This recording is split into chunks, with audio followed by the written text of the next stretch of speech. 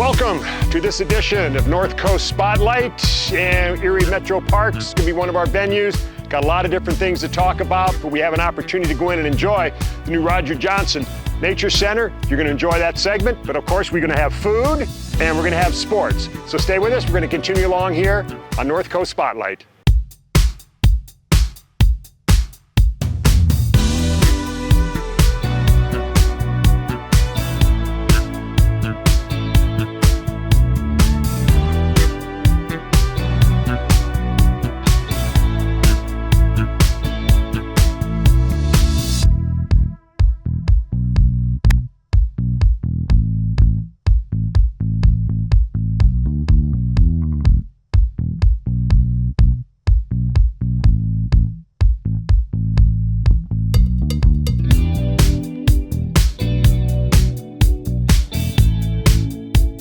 All right, we'll get the program going here from Osborn Park. We are at the new Roger Johnson Nature Center, and we're joined by Program Director Cheryl Kilmer, who's going to be telling us a little bit about what's going on out here at Osborn Park, and for that matter, what's going on here at MetroParks in general. Thanks for joining us. Yeah, thank you for having me. Well, I think one of the great things is we've got a new facility here for all the people of Erie County to enjoy. And if you would, take a few moments and tell us a little bit about this facility and how it all came together. Yeah, so we had our we had a grand opening last weekend. So that was our big opening where everybody in the public was able to explore. And our new hours are going to be Tuesday through Saturday from 10 to 4. There's a lot to explore here at the Nature Center. We have a lot more exhibits than what was offered at the Frost Center.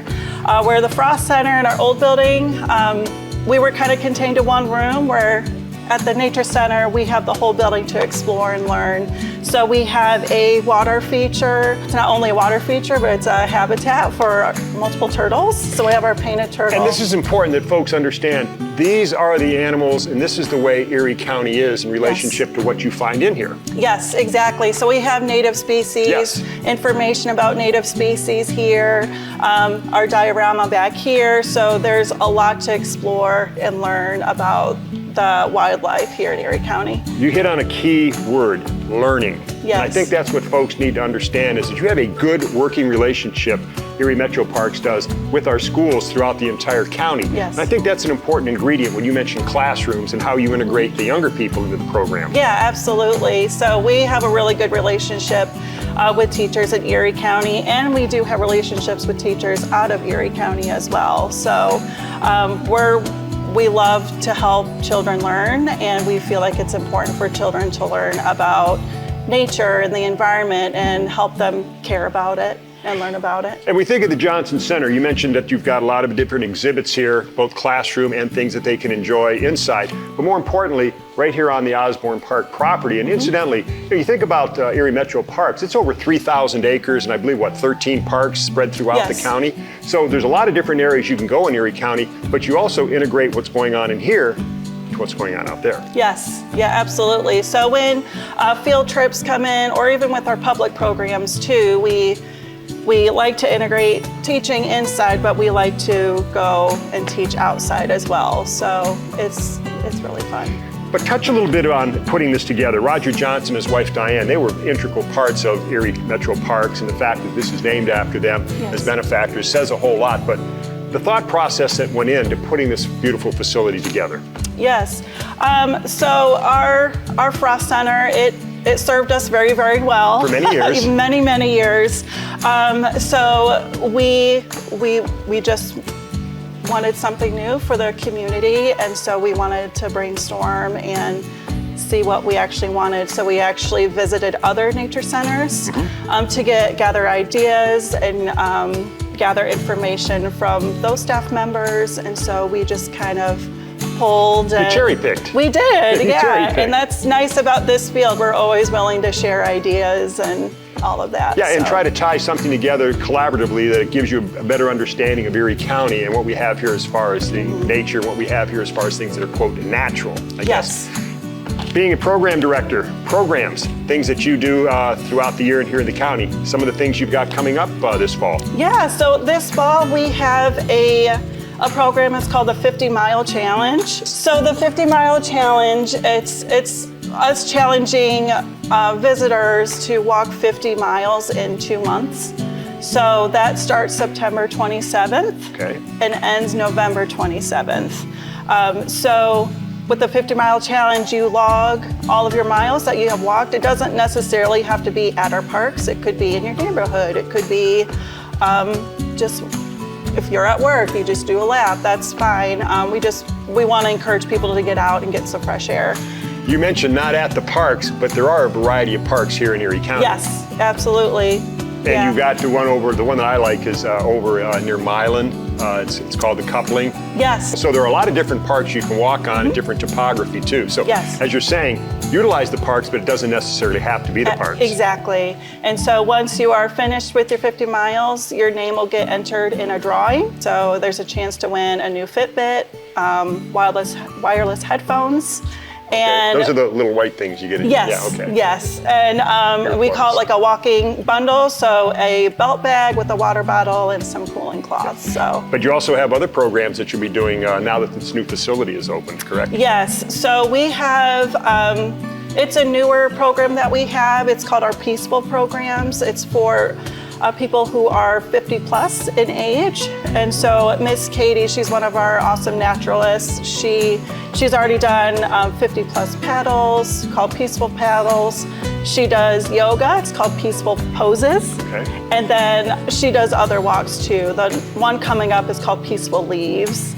Other programs that we do out of here, it's called Park Pals. So it's preschoolers always learning science.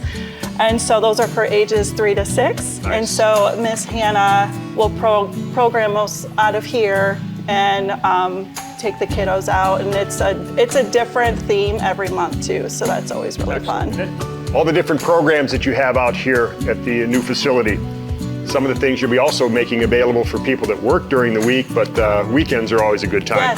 Yes, so we are offering programs on Saturdays.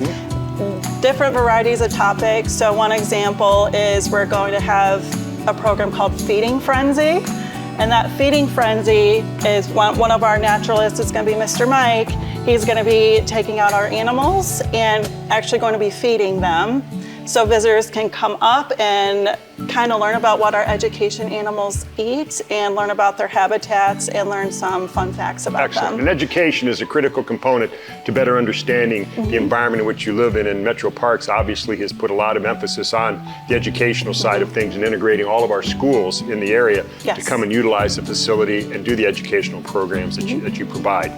You mentioned walking to Bucyrus, not really walking to Bucyrus, but you think 50 miles is 50 miles, and if my math is correct, that's about down to Bucyrus. But folks that want to get engaged in this program, where are some of the places they can go to sign up for it? Yes, so if you want to sign up for the 50-mile challenge or our other awesome programs, you can go to eriemetroparks.org.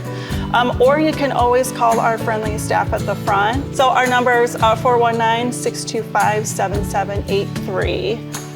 Cheryl Kermler, I want to thank you for taking time with us today. And if you get an opportunity, please come out and enjoy this facility. Check it out, because it certainly is, as I like to say, 5 stars and something that people of Erie County should be very proud of. Thank you very much. Quick break. Going to continue along here on our program, North Coast Spotlight. Be back with more right after this.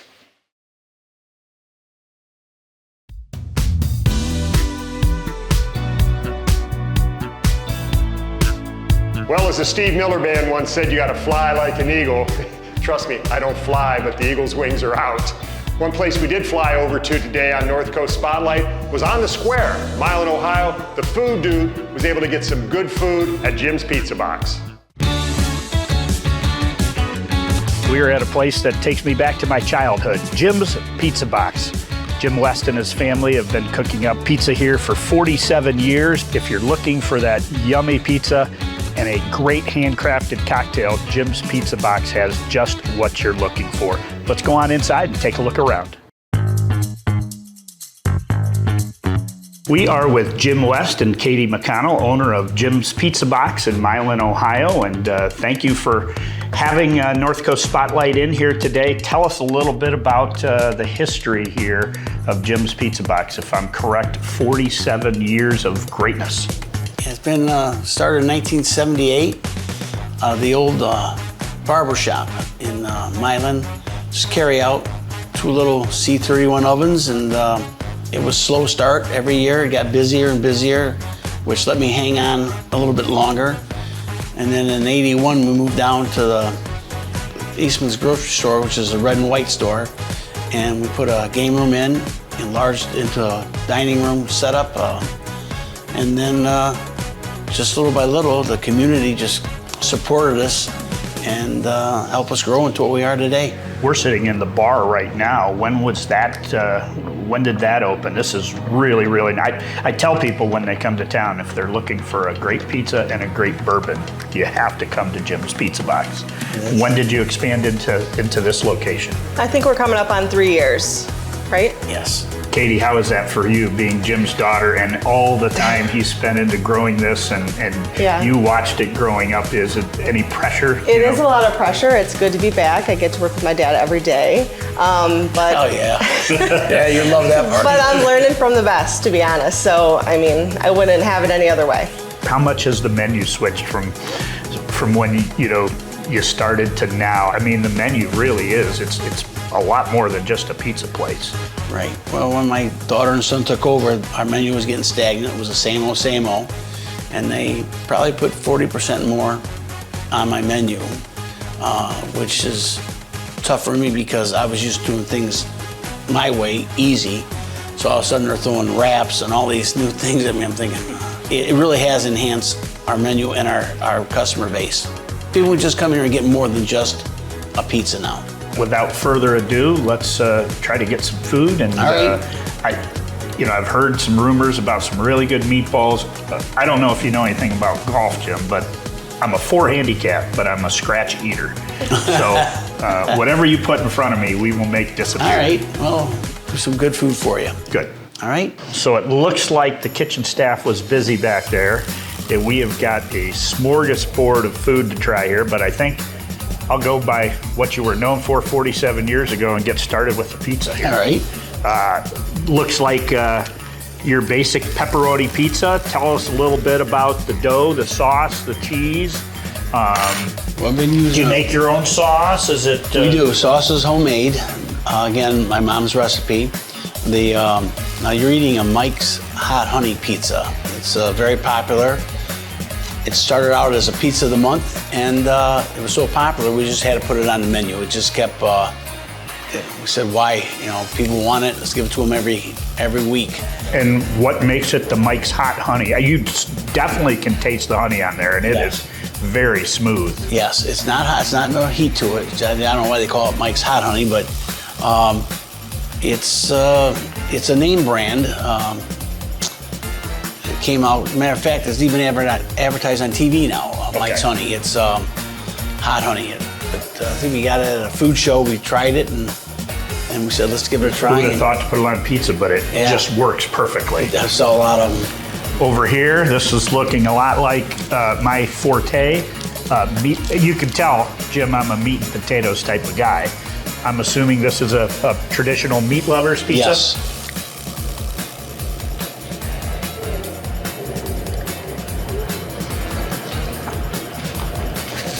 Now, I don't know if you told them to, because of my waist size, to put extra cheese on this pizza. No. But that is a lot of cheese on that pizza. No, it's we don't have any scales in my kitchen. We do everything by eyeballing, but it's I'd rather charge a little bit more money, make a great product, and they keep coming back. Pepperoni, ham, sausage, bacon. That's it.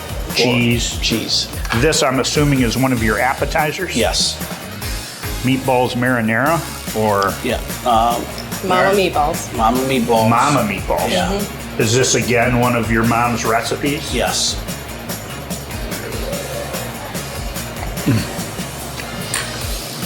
Popular. It's, I don't like to talk with my mouth full, but I have to talk about this dish because that is fantastic. Traditional spaghetti Yes. and meatballs.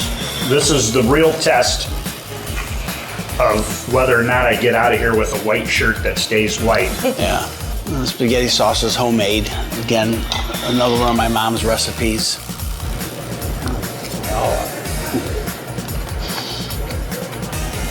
Again, normally when I go to a restaurant, I load the red peppers on it, I load the Parmesan cheese on it. That doesn't need it. It's fantastic. Really, really, really good. And I'll get over to this little sub here that looks like it's been dragged through the garden. There's so many vegetables on here. But is this an Italian sub? What are we looking at here? So that's a spin-off of our original Smitty sub. It's always been a very popular sub, and then we decided this is called our Jimmy's Grinder. So spiced it up a little bit with some jalapenos, some red pepper flakes, roasted red peppers, and just a little different version of our sub. Well, here's to you, Smitty. Let's, even though I know this is a grinder, but That started with him.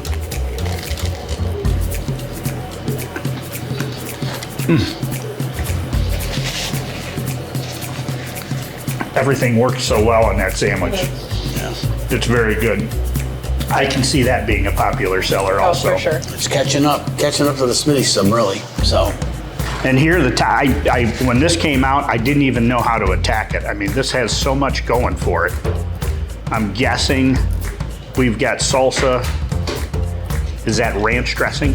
Yeah. Homemade ranch dressing. So this is your taco salad. Do most people just jump right in with a fork, or is it something that you attack with They put their dressing on it and they mix it all up, and Oh, I'm gonna need another fork here then. it's very, very, very popular.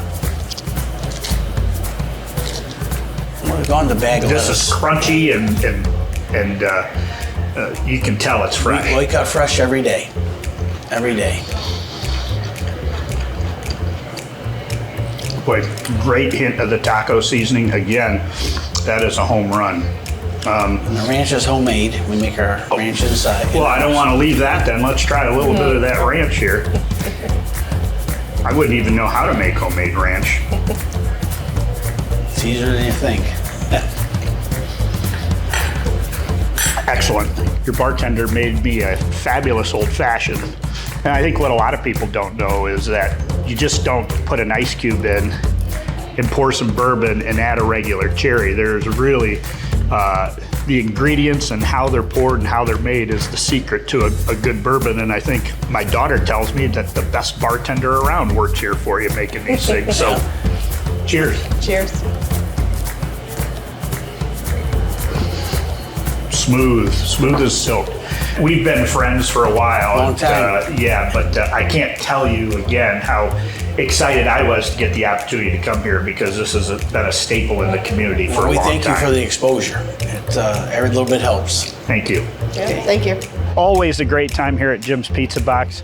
Remember, on North Coast Spotlight, we love to promote local, non-chain restaurants, and Jim's Pizza Box is one of those. 3 different Jim's Pizza Boxes. They're also in Huron and in Vermilion, but we were featuring 47 years of Jim's Pizza Box in Milan. Thanks for joining us here again on the food part of North Coast Spotlight. Don't forget, I'm the food dude, and when it comes to food, I don't mess around.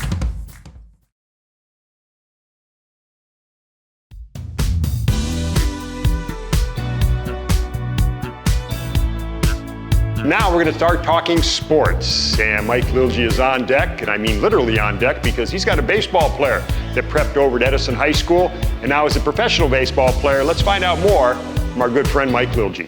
We have a 2015 graduate from Edison High School who was all SBC, all Ohio, went on to play college baseball at Louisville, where he was all ACC. He was an All-American and is now a member of the Detroit Tigers organization. It is Adam Wolf. Thanks for joining us, Adam. It's my pleasure. I know it's kind of unfortunate that you're home to talk to us now because you're rehabbing through an injury. What's that been like for you, working through an injury like this? It's a change of pace for sure, because I mean the last 3 full seasons I've been off playing baseball, and this is the first time since I had Tommy John in 2019 that had to miss a game, get sidelined with something. So a fractured talus was not exactly what I was expecting, but made the most of it since I've been home. So I've been getting healthy and spending time with friends and family. Was there a point when you thought to yourself that, hey, this baseball thing might work out for me? Was there ever a time where you're like, I think I can do this at a very high level? When I was in college, I always thought, I just want to play good 4 years, just get as much time as I can. And then as my junior year continues, I had a little bit of, an opportunity to play beyond college arose, and I was like, oh, this is awesome. This is great. This is so cool. This is what I've always wanted to do. And then pro ball kind of knocks you down. You almost feel like, maybe that dream's not as much of a reality anymore. But over the years, I mean, I would say 2022, when I got a chance to play AA baseball, and all I have to do is just be my best self every day, and I think I can pitch in the big leagues. Well, you played at Edison High School under Coach Hoover, Sean Hoover, who's still there. And Edison has built this long tradition of really good baseball teams and really good baseball players, going all the way back to when I was in high school, which was a few years ago. What do you think it is about Edison and the Berlin Heights, Milan community where these kids have not only become so excited to play baseball, but the level of talent year in and year out has been very high? I mean, Sean's great. I talk to him every offseason. I love getting in there and being able to just kind of see the guys. Like when I train, I throw at the field house in Edison a lot. So when I go in there, a lot of times it'll overlap when the high school guys are in there. So I love getting to chop it up with them and talk to the young guys. I don't know. I guess it's just a good surrounding group, a good area of coaching, youth leagues, because I can thank my dad for always having me in it, because my dad coached our teams growing up. Just making sure that we always had a good competition. We got to play against like area schools and stuff. So playing baseball was always a fun time growing up. So thinking back to your time at Edison High School, you start to get recruited. And what was it about Louisville that made that decision for you, that that's the place where you wanted to go? Probably just the culture that they had there. Because when I left that visit, you can ask my dad. I did not want to talk. It was the longest visit I had. It was like 9 hours. I was exhausted by the end of it. I was like, oh, there's no chance. Like the head coach called me by the wrong name on accident one time. So I was like a salty 17-year-old. I was like, I'm not going to Louisville. But like everything led back to it. Like fantastic job, like getting guys drafted. One of the best teams in the country. It was close enough to home that like I could make it home for fall break, Christmas. I mean, obviously Christmas break, Thanksgiving break. So just kind of a combination of everything, and like it's just I knew it was the right fit. And you think about your time at Louisville, you started out as a reliever. You ended up back into the starting rotation. What was that transition like for you, pitching out of the bullpen? It was it was different. Pitching out of the bullpen when you've never done it before, it is very difficult. For me, it's the trying to get your arm loosened up after like not throwing a baseball for 2.5 hours. And in pro ball, it's 5-6 hours at times. That you're just you have to learn ways to just get the body fired back up in a moment's notice. And that was crazy to try to grasp, but figured it out eventually.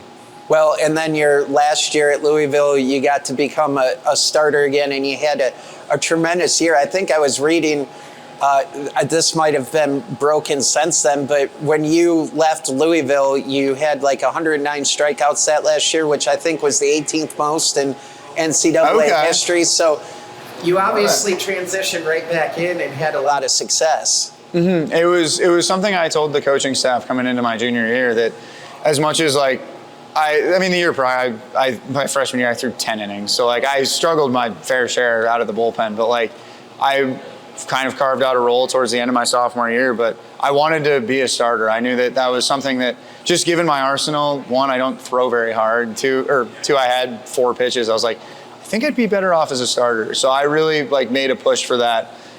Just myself with, day-to-day growth and just staying in their ear about it.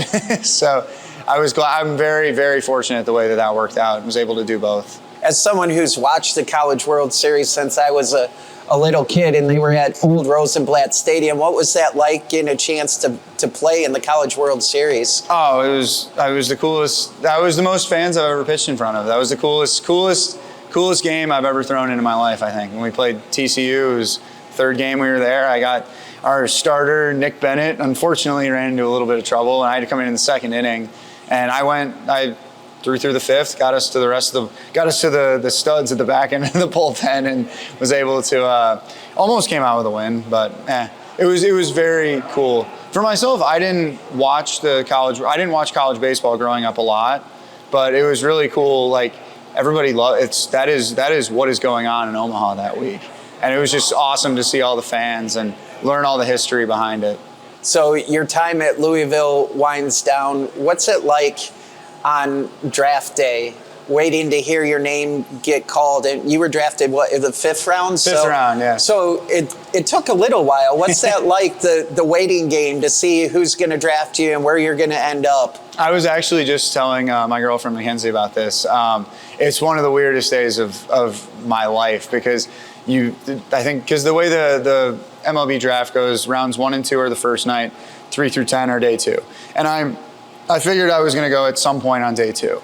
And so the second the draft starts at 10 a.m., we're watching like every pick, like because I had a couple teammates that were kind of in the same situation. So we were watching together, just waiting to see. And you're not going to get snuck up on. Like our advisors at the time were going to tell us like if we were going to get selected, but just watching, waiting for the call. And after a couple, like you said, it wasn't immediate. After a couple hours of that got really old. We were sitting around stewing, but once I got a call from my advisor and heard that I was going to get selected by the Tigers, that was one of the best days of my life. So when you get to professional baseball and you go to spring training for pitchers, is it really like they say that they just work you to death on those PFPs? Is that what you're doing all day as the pitcher fielding practice? My first spring training, yes. The last spring training now. We do a lot less time with it. It's kind of a running joke at this point. Get a couple good reps in and let's go. Get out of here. Minor league baseball, there's been changes made of late. There's less teams now, but you always hear about coming up through the system at the low levels, people staying with host families, and you're not making a whole lot of money. What's that like, trying to navigate being a professional baseball player and you're living with a host family and trying to adjust to a new schedule and being a professional and all that?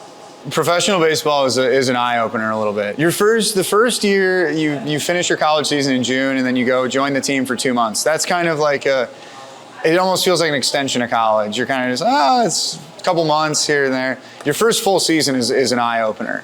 And 2019 was a very tough year. Fortunately, I had 2 host families in pro ball. I actually had 2 host families in college, summer ball as well. So I was familiar with it. And my 2 host families were fantastic. I would stay with the Amayas and then Glen Tag, and it was a fantastic experience. So they made it very easy on that end. And the pay was horrible. We got a raise though recently. It's gone up since I first started. So that's been nice. We definitely wish you a quick return from your injury here. I know for you've been rehabbing, it probably feels like forever, but a quick return. We look forward to hopefully getting to see you in Detroit here as soon as next year, and not beat the Guardians, but beat everybody else, if you're okay with that. Yeah, deal. Yeah, it's fine. I'm in. All right, a big thank you to Adam Wolf, again, a 2015 graduate of Edison High School, went on to play his college baseball at Louisville and is now in the Detroit Tigers organization. And a big thank you again to Clubhouse number 3 Sports Social here in downtown Sandusky for letting us shoot our interview. Thank you so much. I appreciate it. Well, we hope you enjoyed the program, and as always, we're going to keep bringing you people, keep bringing you activities, keep bringing you events as we continue along here this year on North Coast Spotlight.